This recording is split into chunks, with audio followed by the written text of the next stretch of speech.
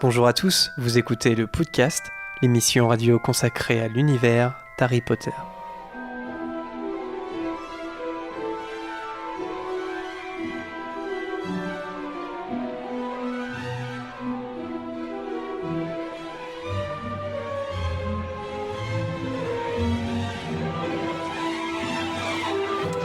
Bonjour et bienvenue dans ce 53e épisode du podcast. Je suis Jérémy et pour cette émission un peu spéciale, l'équipe dans un premier temps est composée de Camille. Bonjour. D'Anthony. Bonjour.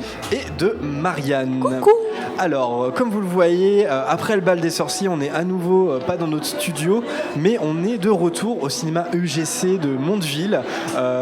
C'est le même cinéma où on avait fait une émission spéciale pour le marathon Harry Potter il y a quelques temps. Et bien, à l'occasion de la sortie du deuxième film des Animaux Fantastiques, le cinéma a proposé trois soirées thématiques, trois soirées autour de la sortie du deuxième film. Et on a pu se rendre à ces trois soirées-là. Donc, le mardi soir, c'était une avant-première. Donc là où on a pu découvrir le film, enfin là je pense à Marianne et Camille parce qu'Anthony, tu es encore vierge des Animaux Fantastiques 2. J'ai hâte. Tu as hâte. Et ensuite on a posé nos micros le lendemain, le mercredi, pour rencontrer des doubleurs du film. Et c'est d'ailleurs par ça que l'émission va commencer. On vous propose une petite interview de trois doubleurs et de la directrice artistique du doublage. Donc voilà, l'émission va commencer par ça. Là nous sommes le vendredi, c'est la dernière soirée autour des Animaux Fantastiques et on vient de finir d'enregistrer avec deux marathoniennes puisque aujourd'hui a lieu un marathon Animaux Fantastiques tout simplement où les gens qui voulaient revoir le premier avant de découvrir le second avaient la possibilité de le faire aujourd'hui. Donc voilà. Même découvrir le premier et ensuite découvrir pourquoi pas. Pourquoi pas, il faut être patient quand même de dire je vais attendre le 2 pour voir le 1 mais pourquoi pas. Les gens qui étaient peut-être trop jeunes à l'époque. Voilà, peut-être. Et alors comme nous. surtout toi. On en profite pour dire en introduction, on ne donne pas notre avis sur les crimes de Grindelwald dans cette émission. On va faire un podcast. On ne va pas vous spoiler. On spoil pas dans cette émission. C'est vraiment c'est une émission spéciale sur l'événement qu'il y a dans ce cinéma qui est juste à côté de chez nous. Mais on reviendra dans notre studio habituel, bien au chaud. Confortable. Même s'il fait chaud et on est confortable ici, et oui, voilà. Ah non, c'est vrai. On est très bien accueillis. Mais on n'a pas notre petit plaid, tu vois. On n'a pas notre bière au beurre. D'ailleurs, j'ai vu à ce propos qu'ils vendaient de la bière au beurre sur un site internet. Je sais pas si vous avez vu ça. Bah ouais. Je connaissais pas. Ouais. Bienvenue Anthony. Tu es fan d'Harry Potter, c'est ça? Non, mais en canette, c'est-à-dire en. Ouais, en bouteille en verre. En bouteille de. Ah bon, bah d'accord. Ouais. Oh lolo. Non, mais je suis pas un spécialiste. Il est. Il n'y a pas de réseau. Non, mais c'est vrai que les produits dérivés, c'est incroyable. Oui, j'ai pas de réseau, ça arrête. Alors, il n'y a pas de gazette des sorciers sur l'actualité parce que comme c'est une émission spéciale comme au bal des sorciers, il n'y a pas de courrier des auditeurs non plus. Tout ça revient dans notre prochaine émission. On n'a pas encore de date de calée où on reviendra longuement sur les crimes de Grindelwald, enregistrés comme d'habitude au studio. Donc un petit peu de patience. Par contre, on en profite quand même pour faire un petit big up à nos tipeurs. Comme d'habitude. Oui, donc, merci les tipeurs. Bah ouais, merci à vous. Donc, merci, bisous. Marcus, professeur Livingstone, Arlex, Élise, Mini. Alors c'est Mini Girafon. Je dis Mini Grafon depuis le départ. Désolé, c'est Mini Girafon. C'est mignon. J'ai fait une faute voilà, et ça n'a pas été corrigé. Maël, Matane et Julia, merci à vous. Et Chardonnay le vrai, non? Oui, incessamment sous peu. Ouais. Chardonnay le vrai nous a lâchés. Voilà. Donc je ne sais pas si le podcast va c'est pour continuer. mieux redonner ensuite. Eh bien, on passe tout de suite donc à la première partie de cette émission, qui est donc la rencontre avec les doubleurs, et ça va s'enchaîner ensuite avec ce qu'on vient tout juste d'enregistrer, la rencontre avec et les retrouvailles avec deux marathoniennes. Bonne émission les amis. Dont une pauvre souffle. Soyez Donc présents. une pouf souffle, c'est important. Bonne émission. Tout d'ailleurs, parce que Bonne je suis des pauvres souffles aussi. Bonne émission. Salut.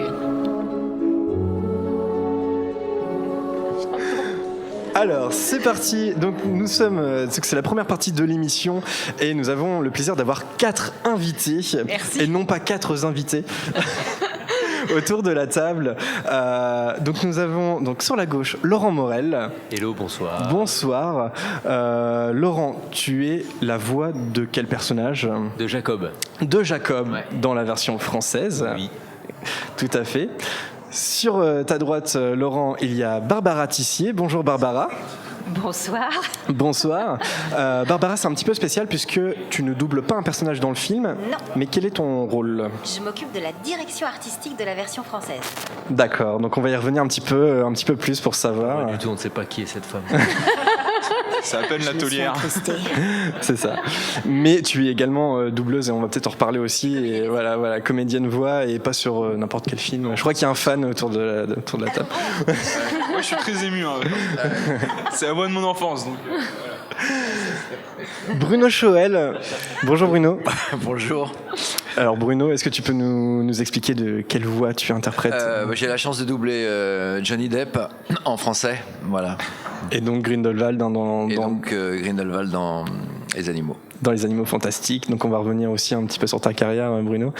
Et Pascal Chemin, que si vous regardez la vidéo, vous la connaissez très bien parce que c'est son 3e enregistrement au podcast. Bravo Pascal.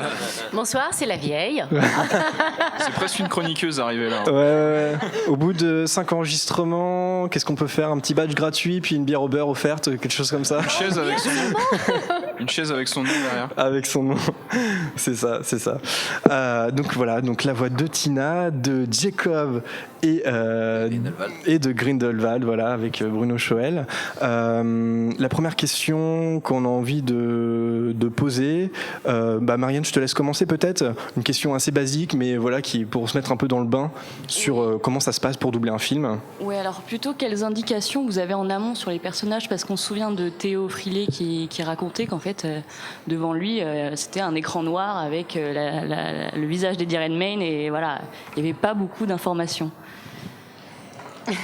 Barbara. Peut-être la directrice artistique. Oui. Alors, il est vrai que les comédiens ont peu d'informations au moment où ils arrivent sur le plateau pour les enregistrements.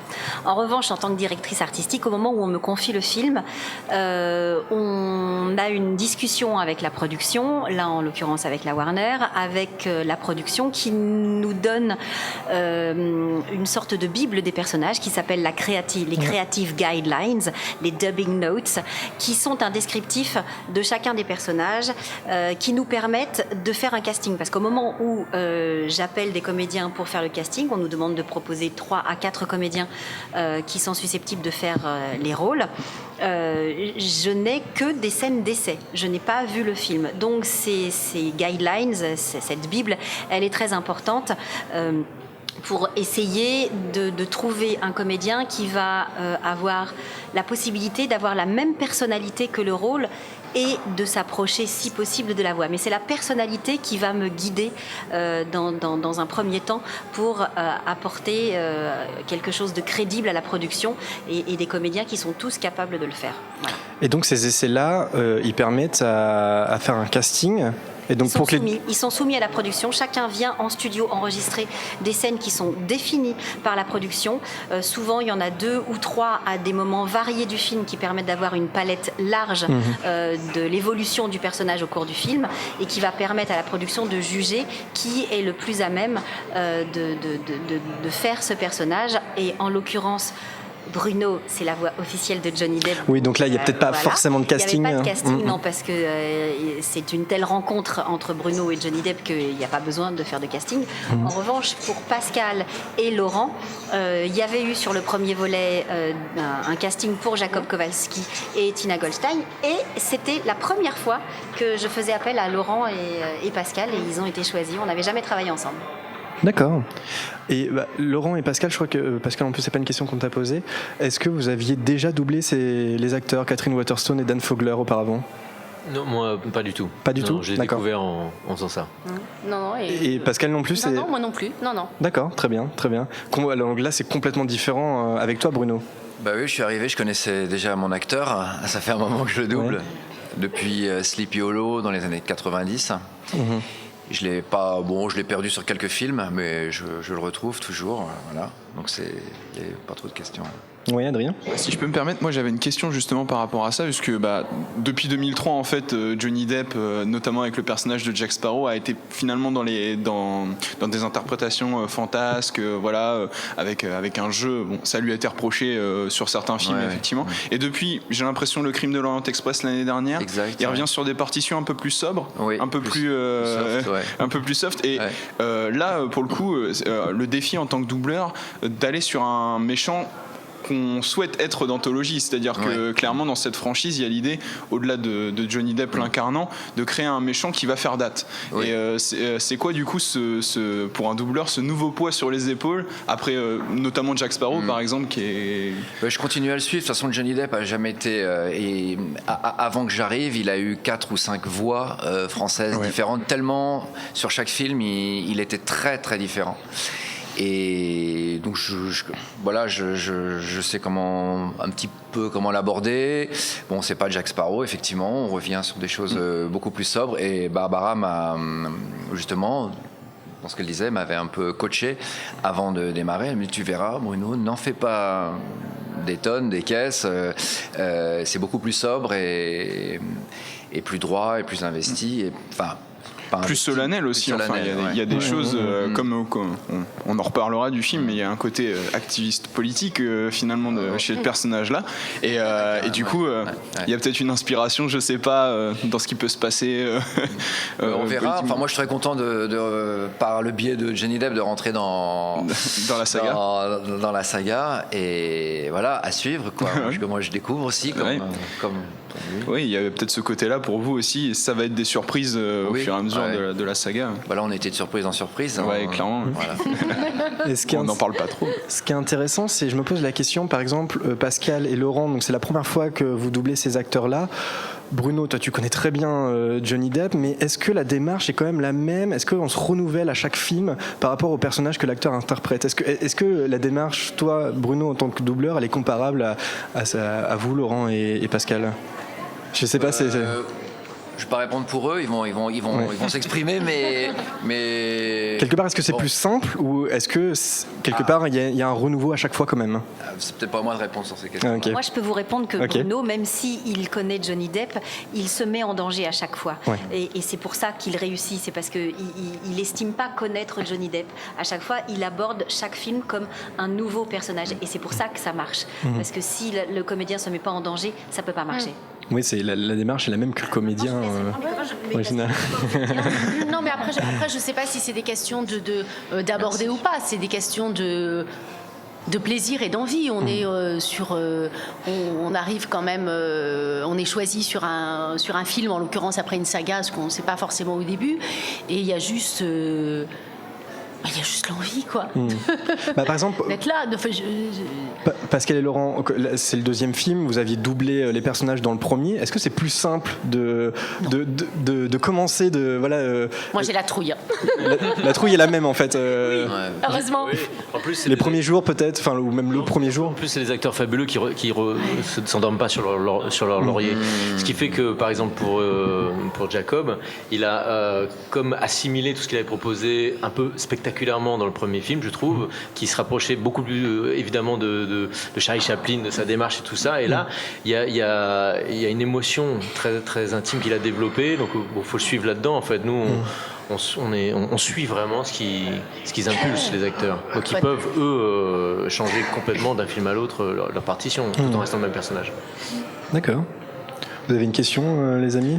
Moi, c'était la même question pour Laurent et Pascal. En fait, c'est comment vous définiriez, sans forcément qu'on aille dans les spoilers, mais vous, de ce que vous avez pu en voir au doublage, je ne sais pas si ça s'est enregistré dans l'ordre ou pas, et puis du coup, il y a ces lignes de guide qui sont données. Comment vous verriez l'évolution de ces personnages-là, en fait, pour vous, entre le premier et le deuxième volet, qu'est-ce qui a bougé chez Tina ? Qu'est-ce qui a bougé chez Jacob pour vous ? Est-ce que vous avez senti dans le premier volet, de toute façon, elle ne connaît pas Norbert Dragono. Donc déjà, il y a la rencontre. De cette rencontre naît une relation, peut-être qu'on ne sur laquelle je n'ai pas forcément apporté de mots sur le premier volet. Après, c'est vrai que la dernière scène du premier film m'a fait penser que c'était une jeune femme amoureuse. Ouais. Après, voilà. Et après, à partir de là, sur le second, indépendamment du fait que ça se passe à Paris, etc., qu'il y avait plein, il y a, pour moi, j'avais ça en ligne de mire, même si c'est moins présent dans le film, etc. Il y a quand même une, voilà. Non, bon. Donc pour moi, c'est ça. Elle est là et elle retrouve la personne qu'elle a laissée partir de New York. Et donc il y a quand même je pense qu'il y a cet amour qui est une nouvelle étape dans le. Elle se définit par pour rapport le personnage. à Norbert, quoi. Oui, il y a quelque chose. Je pense, oui. Mais après, c'est ma façon peut-être intime de l'aborder. Et après, effectivement, avec tout ce que disait Barbara, mais ça, pour moi, c'était un fil rouge important. D'accord. Oui, puis Laurent, toi, tu le disais, de toute façon. Jacob, c'est comme je disais, c'est toujours la caution comique entre guillemets il fait toujours toutes ses blagues et ses changements de rythme et ses surprises comme ça, mais sa relation avec Queenie évolue et se densifie. D'accord. Donc sans vouloir trop révéler les trucs. Oui, on va protéger les spoilers. Et simplement, là c'est peut-être une question plus pour Barbara, mais aussi pour vous tous. Comment ça s'est organisé le doublage ? Est-ce que il y avait toujours 2 comédiens ? Est-ce que par exemple tous les 3 vous êtes déjà retrouvés à doubler en même temps ? Comment ça s'est organisé ? Qu'est-ce qui est possible sur le doublage d'un film comme celui-ci ? L'enregistrement d'un film comme celui-ci se fait sur maximum 10 jours. D'enregistrement. Les comédiens ne sont pas tous disponibles en même temps et de toute façon, pour des raisons techniques, on est obligé de les enregistrer sur des pistes séparées afin de pouvoir monter le son et spatialiser le son avant le mixage. Après, du coup, dans mon plan de travail, puisque je suis obligée de faire un plan de travail, je privilégie les gens qui ont les personnages qui ont des scènes à jouer ensemble. Grindelwald, la plupart du temps, il joue tout seul.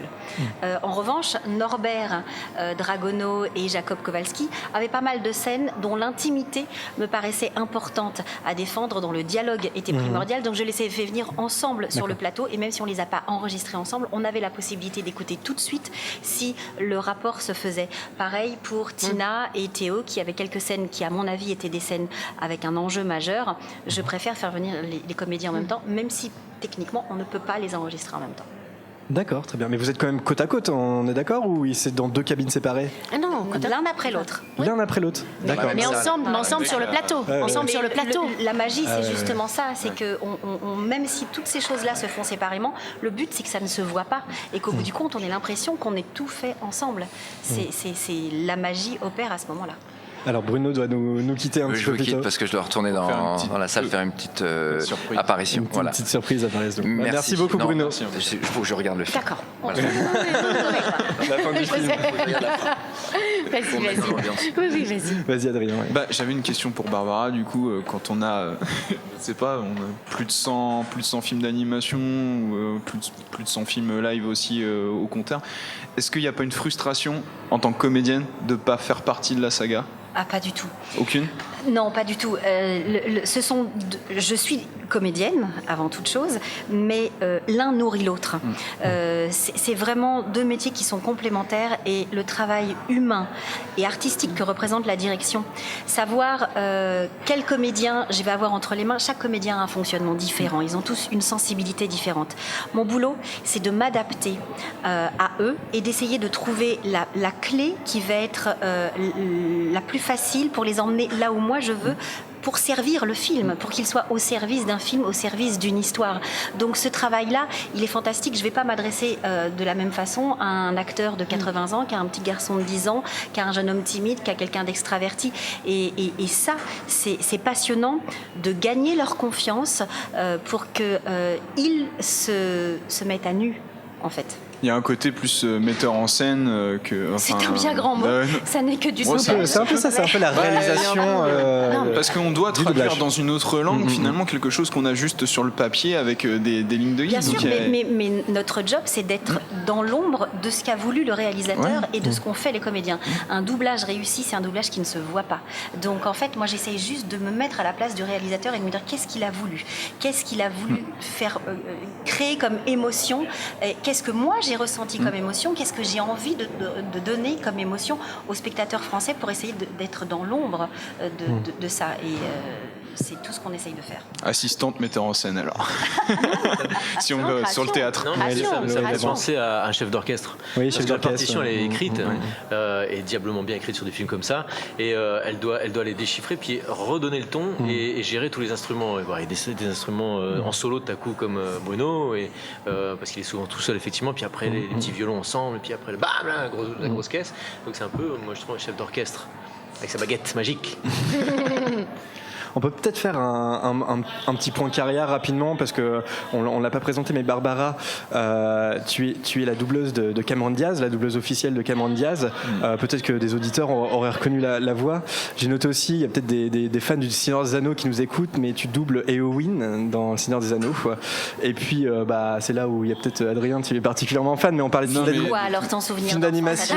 Mais moi j'entends Jessie depuis tout à l'heure, donc Jessie dans la barbe d'Abraham Lincoln. C'est Jessie ça. dans Qu'on Toy verra Story, l'année prochaine. voilà. qu'on verra l'année prochaine du coup. Si elle est dans ce volet-là. Princesse Fiona dans Shrek aussi. c'est Voilà. J'ai noté aussi Princesse Héloïse dans Taram et le chaudron magique. Voilà. Ça Marie à tout prix qu'on a Ah bah, voilà. à table. En enfance, oui. Et on ne l'a pas dit, mais Bruno qui nous a quittés, il ne double pas seulement Johnny Depp, mais c'est le doubleur officiel d'Evan McGregor ou de Mark Wahlberg notamment. Laurent, est-ce que toi, il y a un acteur que tu doubles ou c'est plus des doublages au je suis vol? très récent, je suis arrivé il y a 5-6 ans dans le monde du doublage, je me régale. D'accord. Je découvre ça avec vraiment beaucoup de plaisir. Et de temps en temps, il y a des incursions, parce que des fois, les directeurs artistiques veulent changer de voix parce que l'énergie de ce qu'a composé cet acteur-là à ce moment-là, pour elle, change. Donc, j'ai fait une fois James Franco sur une série 11-22-63. Une fois Fassbender sur Steve Jobs. Donc je découvre moi cette façon de travailler et je me régale. C'est vraiment. Il a fait Gargamel dans les Schtroumpfs. Ah, Et ça, oui, je l'avais pas, ça. dans Les Indestructibles 2. Barbara, c'est ma petite fée, quoi. Elle me propose des trucs géniaux. Et Pascal, sur toi, on a découvert, il y a peut-être des fans de jeux vidéo. Tu es le commandant Shepard dans les jeux vidéo Mass Effect. Oui. Et tu as notamment été interviewé pour ça d'ailleurs, parce que j'ai trouvé une interview sur YouTube. Oui. Je fais pas mal de jeux vidéo. De jeux vidéo, et notamment, ça fait partie aussi de. Je sais pas, Laurent, si tu en doubles des jeux vidéo, mais ça. Non, pas beaucoup, j'en ai fait une fois. Non. Mais voilà, il n'y a pas de frontière en soi entre. Non, mais la voix, elle est multiple. La voix, elle peut être sur des spots, elle peut être sur de la voice, sur de l'animé, sur du live, sur du jeu vidéo. C'est la voix, et la voix véhicule des émotions indépendamment du produit ou du support. Ouais. Ce sont des émotions, c'est tout. On hein. parle de la voix, mais il faut nous voir à la barre. Ça, on fait des gènes incroyables. Oui, ça ne c'est- doit pas être vu. Non. On nous filmerait, on se dirait. Merci beaucoup, je crois qu'on doit vous libérer pour la fin de la projection. Ouais, merci à vous. Merci beaucoup et bonne animation là à la fin de séance. Merci. Bonne soirée. Au revoir. Au revoir. Bye.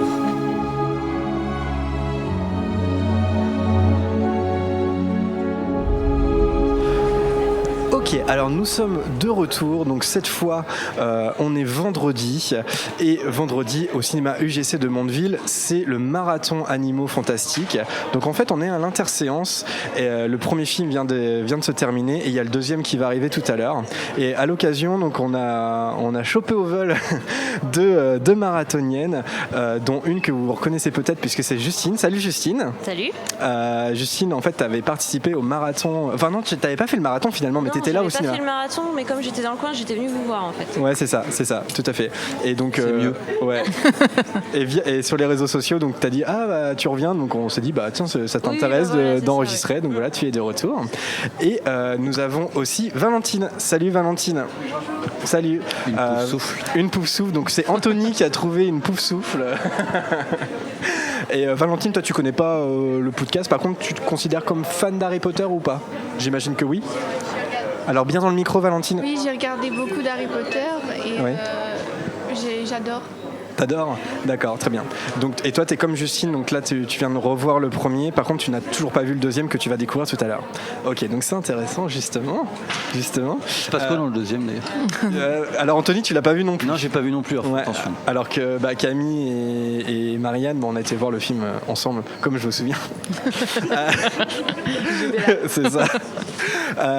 Justine, on t'avait déjà posé la question, mais bon, assez brièvement. Qu'est-ce que vous avez pensé, enfin, qu'est-ce que vous pensez, parce que vous l'aviez déjà vu, j'imagine, du premier film, Les Animaux Fantastiques. Est-ce que vous trouvez que c'est une bonne extension de l'univers Harry Potter?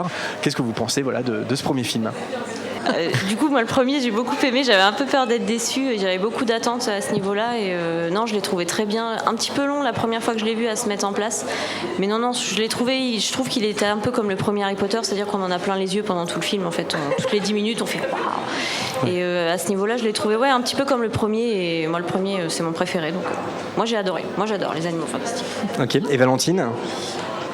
Moi, j'ai adoré aussi, surtout le rapport avec les animaux, qu'ils soient proches et voilà, c'était émouvant et après, il n'y a pas trop de rapport avec les Harry Potter, mais justement, j'espère que dans le deuxième, il y en aura beaucoup plus.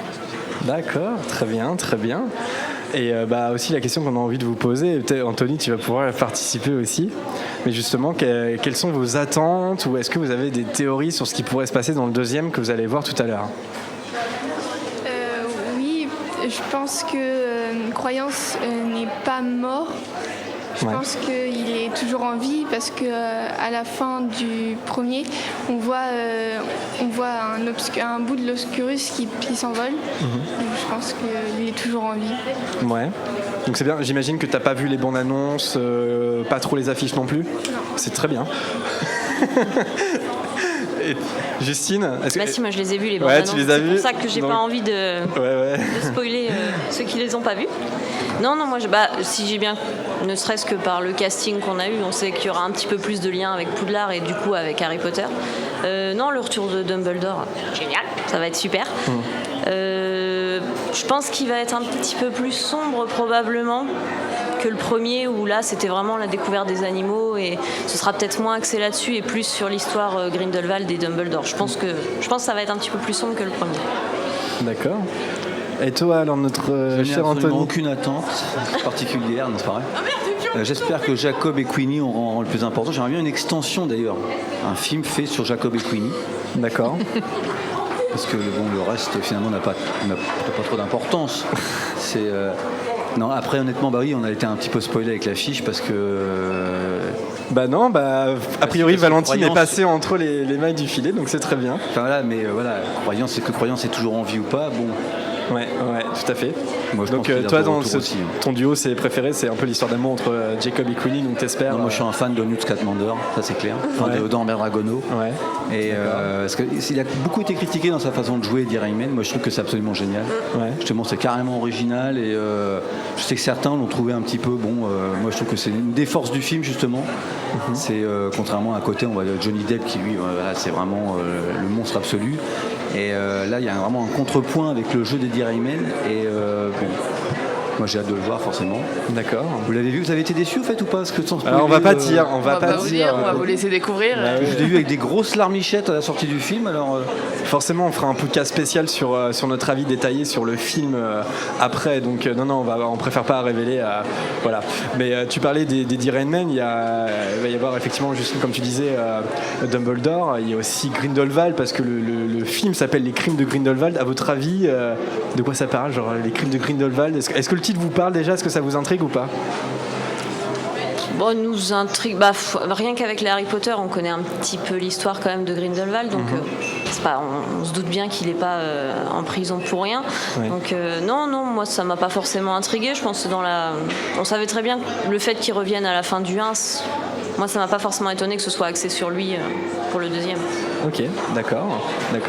Et notamment au niveau du casting, parce qu'on peut peut-être juste parler de ça, parce que par exemple là on a l'affiche derrière, mais par exemple Jude Law en Dumbledore, est-ce que vous trouvez ça bien, pas bien? Est-ce que vous avez un avis dessus avant d'avoir vu le film ou pas?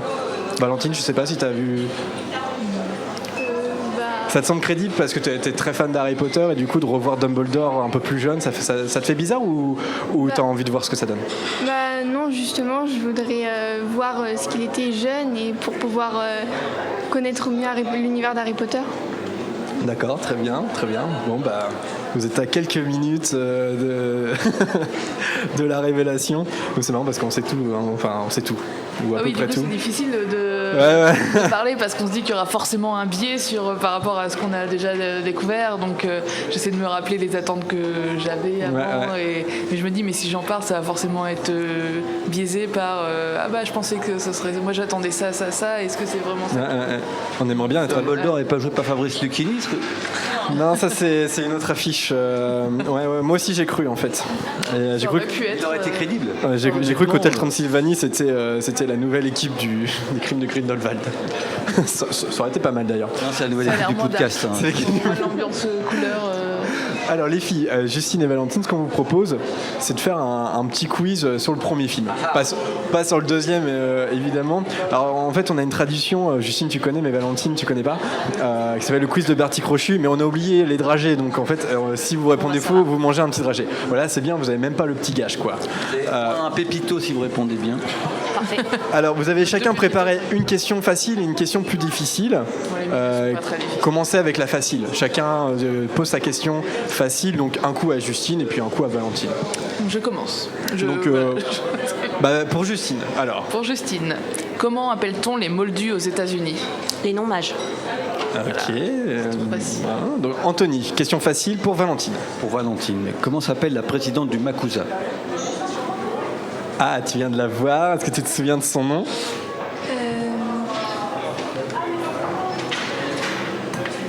Non, tu t'en souviens plus? Ah, c'est dommage qu'on n'ait pas les dragées quand même. Ouais, c'est un... Non, est-ce que ton ami Serdaigle le sait peut-être? Non. Non. Justine, est-ce que tu l'as? Picquery. Ouais. C'est ça. Son prénom?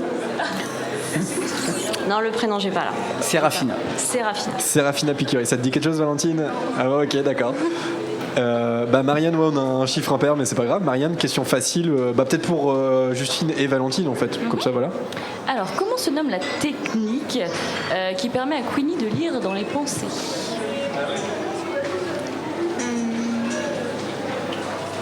C'est une légilimens, donc la légilimencie. Ouais, c'est ça. Bien joué, ok. Et donc pour les questions plus difficiles, peut-être que vous pouvez participer toutes les deux. Comme ça, s'il y en a une qui a la réponse, ça fonctionne quoi. Ouais. Allez Camille, vas-y, balance ta question. Quelle est la particularité du demi-guise? Le demi-guise, il est invisible. Oui. Alors, il a eu aussi une autre particularité. C'était au pluriel ta question ou pas? C'était au singulier. Là. C'était au singulier, ok, invisible. Il arrive à anticiper le futur, il y a ce truc-là, mais bon, c'est vrai que le premier c'est invisible. Le premier c'est invisible. Ouais, ok. Anthony. Pas très bien. Alors moi j'ai une question de la mort, attention. Combien y a-t-il d'animaux fantastiques qui s'échappent de la valise de Norbert et lesquels? C'est les pires, les listes. Alors vous venez de voir le film. Alors Valentine, t'en as un ou pas? T'en as un? Je suis en train de compter. Peut-être citez-les, comme ça au moins ça fera 1, 2, 3, 4, 5. Là, par contre, il y a un gâteau à gagner. Si t'as pas le nom, tu peux décrire. Les surprises de Bertie Crochu, c'est un scandale. Il y a le premier, celui qui vole dans la banque. Les nifleurs. Donc le nifleur, ok, ça en fait 1. Justine. Demi-guise 2. Okami 3. L'éruptif 4. Et est-ce qu'on pense le démon des merveilles? Non. C'est pas échappé? Non. Ouais, c'est pas échappé. Il y en a encore 2. Il y en a encore 2 autres. J'ai des chiffres, bon, ouais. Non mais voilà. Il y en a 6 en tout, donc là j'ai un peu. Non. Pourtant trop mignon le beau truc. Trop mignon.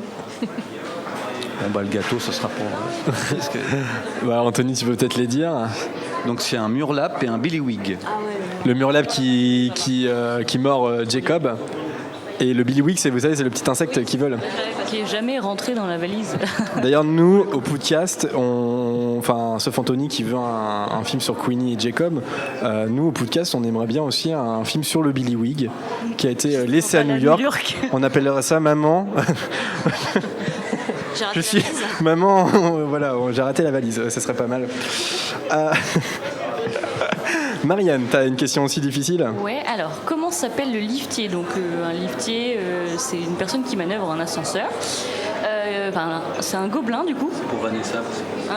Alors comment s'appelle le gobelin liftier qui accompagne Tina et Norbert lors de la première visite de Norbert au Mac. C'est la question de la mort. Ça, c'est la question de la mort qui tue. C'est une question level podcast, vous voyez. Mais est-ce que c'est cité dans le film ou est-ce que c'est que dans le texte du film ? Non, je crois qu'ils ont. C'est cité. Tina l'appelle, dit son prénom. D'accord. Alors, est-ce que vous l'avez, Valentine ou Justine, gagner ou la pas ? valise RTL. Non, la valise. Ouais.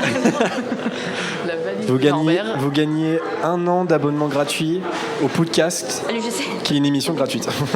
Ah non, je l'ai pas. Moi non plus. Est-ce qu'il y a quelqu'un qui l'a ? Je sais pas, non, personne. Non, j'ai plus. Franchement, moi, je l'avais pas non plus. Non, moi, avant de toi non plus. Le film, je l'avais pas non plus. alors qui c'est, Marianne ? Alors, du coup, la version française dit Rouxy.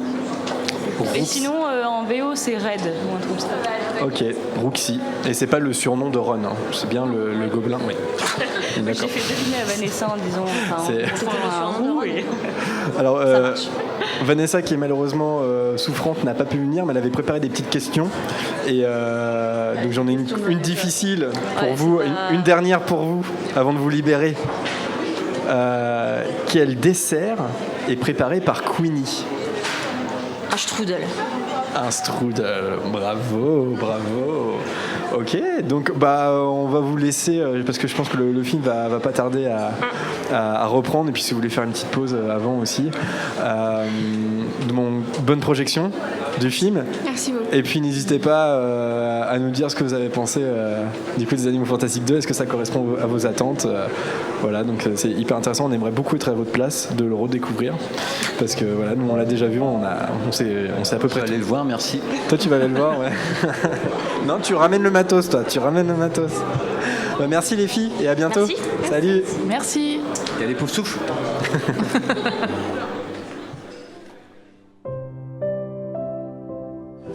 Voilà, c'est la fin de cette émission. J'espère que ça vous a plu, à la fois l'interview avec les doubleurs et puis cette petite rencontre là pour le marathon des Animaux Fantastiques. Surtout les questions. Surtout le passage avec vous. Hein. C'était dur vos questions. Heureusement qu'il y avait les miennes. Puis elles étaient au moins, c'était honnête et c'était franc. C'est pas comme les quiz normaux présentés par Jérémy. Oui, ça faisait plaisir de poser des questions à ta place. Ça a changé. Merci les amis. Je sais pas trop comment le prendre, enfin bon. C'est peut-être aussi l'occasion de remercier le cinéma UGC de nous avoir invités. On est toujours très bien accueillis, c'est pour ça qu'on est revenu. Et puis chapeau à eux, hein, toujours d'être réactifs comme ça, de proposer des événements. 3 vraies soirées sur les Animaux Fantastiques. Bah ouais, voilà. En plus, il n'y a pas forcément besoin pour un cinéma comme l'UGC de faire des soirées autour d'une grosse sortie comme ça, parce que les gens vont aller voir le film. Et pourtant, ils le font pour faire plaisir aux fans, aux gens qui sont intéressés. Il y avait beaucoup de monde à la rencontre avec les doubleurs, par exemple. Et puis là, les gens sont très enthousiastes de revoir le premier film, etc. Donc vraiment, c'est une chouette initiative. Et donc, merci pour l'invitation. On pense notamment à Manuel et Jérôme. On est toujours traités aux petits oignons avec eux. Donc voilà, merci à eux. Je sais pas, les amis, si vous voulez rajouter quelque chose avant qu'on conclue l'émission. Est-ce qu'on révèle que c'est la 6e fois qu'on essaie d'enregistrer cette conclusion parce qu'on a un fou rire de malade? Marianne, bah oui, non mais moi j'ai pas encore vu le film, donc la conclusion c'est que j'ai hâte d'aller voir le film. Ok. Et enfin, c'est pas une conclusion géniale de dire ça, mais par contre voilà, déjà, ne serait-ce que pour le voir avant de faire la prochaine émission sur le film. On ne sait pas encore la date de l'émission. Jérémy reste secret autour de cela. Ouais, pas de spoil autour pas de spoil. Mais Keep the secrets.